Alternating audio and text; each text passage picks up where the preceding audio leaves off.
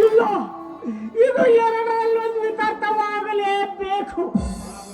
ಆ ಗಂಡ ಹೆಂಡ ಇಬ್ಬರನ್ನು ಹೊರಗ ತಪ್ಪಿದರೆ ಏನಾಗುವುದು?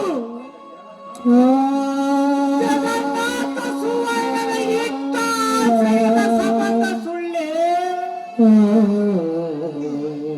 ಇದನ್ನು ಕಂಡು ನಾನು ಸುಮ್ಮನೆ ಇರಬೇಕೆ?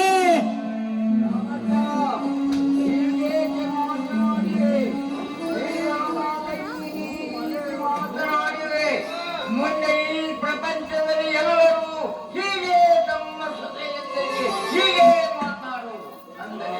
ಅಂದರೆ ನಿಮ್ಮ ಮಾತಿನ ಅರ್ಥ ಬೆಪ್ಪ ಎಲ್ಲಿ ಕೇಳುವ ನಿನ್ನ ಬುದ್ಧಿಯನ್ನು ಸುವರ್ಣ ಜಗನ್ನಾಥ ದುಷ್ಟ ಕೂಟವನ್ನು ಬೆಚ್ಚಿ ನಿಲ್ಲುವ ದಿಟ್ಟ ಹೆಜ್ಜೆಯ ಮುಂದೆ ನೀನೇ ಯಾವುದು ಸ್ಮಶಾನ ಯಾತ್ರೆ. ಅಂದರೆ ಜಗನ್ನಾಥ ಇಟ್ಟ ಹೆಜ್ಜೆ ಸಂಬಂಧ ಸುಳ್ಳೆ.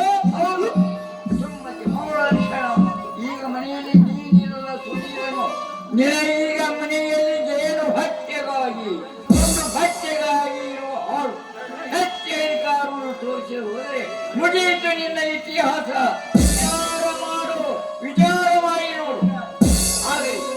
ಆಗಲಿ, ಆ ಸಕಲವು ದೈವ ಇಚ್ಛೆ ಇದ್ದಂತೆ ಆಗಲಿ.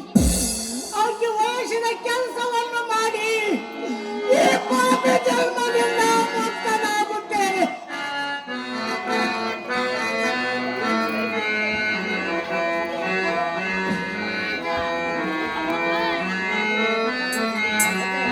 Yeah.